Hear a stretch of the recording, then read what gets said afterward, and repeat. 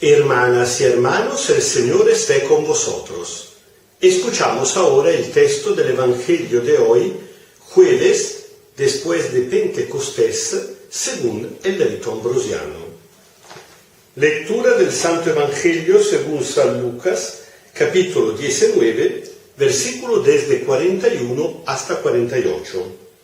En aquel tiempo, al acercarse y divisar la ciudad, Jesús dijo llorando por ella: ojalá que tú también reconocieras hoy lo que conduce a la paz, pero eso ahora está oculto a tus ojos. Te llegará un día en que tus enemigos te rodearán de trincheras, te sitiarán y te cercarán de todas partes. Te derribarán por tierra a ti y a tus hijos dentro de ti, y no te dejarán piedra sobre piedra, porque no reconociste el momento en que fuiste visitada por Dios. Después entró en el templo y se puso a echar a los mercaderes, diciéndoles: está escrito que mi casa es casa de oración, y ustedes la han convertido en cueva de asaltantes. A diario enseñaba en el templo. Los sumos sacerdotes, los letrados y los jefes del pueblo intentaban matarlo, pero no encontraban cómo hacerlo, porque todo el pueblo estaba pendiente de sus palabras. Palabra del Señor. El texto es bien duro. Jesús está llegando por última vez a Jerusalén y al ver la ciudad, sabiendo lo que iba a pasar, no tanto a sí mismo, entre poco Jesús hubiera sido crucificado precisamente en Jerusalén, sino a la ciudad misma, 40 años después, su destrucción, siendo auténticamente hebreo, amando como hebreo a esta ciudad, la ciudad que lleva en sí misma el nombre de la paz. Jerusalén significa ciudad de la paz, en cambio parece la ciudad que nunca a lo largo de la historia tenga paz. Jesús, ¿qué hace? Llora. Cuidado que este llanto por parte de Jesús no es simplemente una debilez, una emoción humana del hombre, del judío Jesús. En cada momento Jesús es revelación del Padre.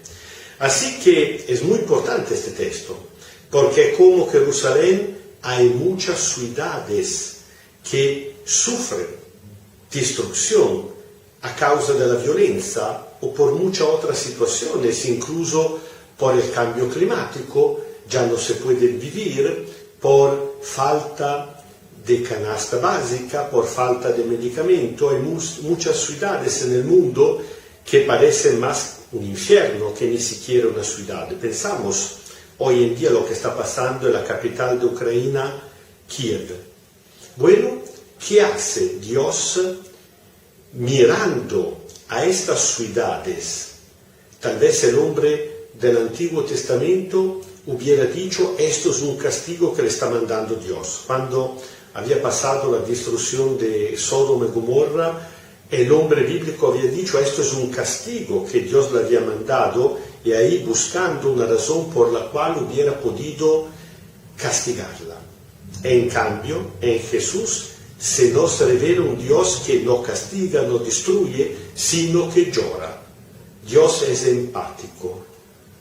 Ya había tenido que entenderlo en el Antiguo Testamento el profeta Jonás, que después que él sí estaba indignado porque Dios lo había obligado a ir a Nínive a predicar la conversión, aquella ciudad que era la capital de los enemigos de Israel, y Jonás había tratado de hacer todo lo contrario, de irse a la otra parte del mundo, pero no Dios, con todo esto del pez, lo había obligado. Y cuando al final la gente de Nínive se había convertido y Dios la había perdonado, y Jonás estaba indignado, incluso quería morir por la indignación que tenía, Dios le había dicho: tú te das mucha pena por una planta, porque estaba llorando por una planta que se había secado, y yo no tendría que darme pena por una ciudad entera. Bueno, habían pasado unos siglos, pero incluso unos milenios hasta el día de hoy, y nosotros seguimos pensando en un Dios que castiga. En cambio, en Jesús se revela un Dios compasivo, que frente a nuestro sufrimiento llora. Es un Dios compasivo, es un Dios a nuestro lado, es un Dios que cuando no puede sacarnos la situación dolorosa que estamos viviendo, la comparte con nosotros. Y la escena cambia, parece totalmente distinta, pero al final hay algo en común cuando Jesús llega en el templo e encuentra la casa de Dios convertida en un sistema de opresión. Dentro están los comerciantes, están los cambiamonedas, están los que están vendiendo la bestia por el templo, y Jesús, ¿qué hace? Echa a toda esta gente muy indignado, diciendo, está escrito, mi casa será casa de oración, y ustedes la han transformada en una cueva de asaltantes. Ahí sí los pobres no podían ir, y cuando iban eran explotados cada vez más. Una vez más, precisamente como en el canto de emoción por parte de Jesús, en su llanto sobre la ciudad, aquí también es la indignación de Jesús en contra de los poderosos, sumos sacerdotes, letrados, comerciantes que se habían apoderado de la religión, aplastando a los más pobres, a los más humildes, a los pecadores.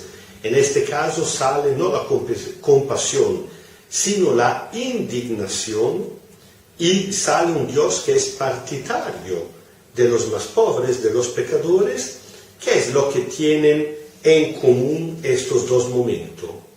Que la lógica de Dios, que la mentalidad de Dios, que la manera de actuar de Dios es totalmente contraria a la nuestra. Es totalmente contraria a la que normalmente los humanos atribuimos a la divinidad. Tenemos que tomar muy en serio esta cosa que nos dice el Evangelio hoy, porque hasta el día de hoy hay mucha gente que dice, sí, Dios quiere esto, Dios actúa así, y lo dicen porque lo piensan ellos, no porque lo han comprobado, escuchado en las palabras de Jesús y en su manera de actuar. Para ser fieles discípulos del Señor Jesús, y por eso ser fieles testigos del Padre Celestial, tenemos que limpiar nuestra cabeza de toda la idea religiosa que tenemos dentro y ponernos cada día más humildemente a la escuela de Jesús. Leer el Evangelio, escuchar directamente a Jesús, tratar de ver con los ojos de la fe, por medio de la lectura, cómo Jesús actúa, cuál es la idea de Dios que Jesús está revelando. Entonces sí, llegaremos a conocer bien a Dios y por eso darle un buen testimonio. El Señor esté con vosotros. Kyrie eleison, Kyrie eleison, Kyrie eleison. Os bendiga Dios Todopoderoso, Padre, Hijo y Espíritu Santo. Amén. Y tratando de aprender siempre de Dios, que es compasivo, que es misericordioso, que se solidariza con nosotros, hacer lo mismo nosotros con los demás, seguimos viviendo en paz.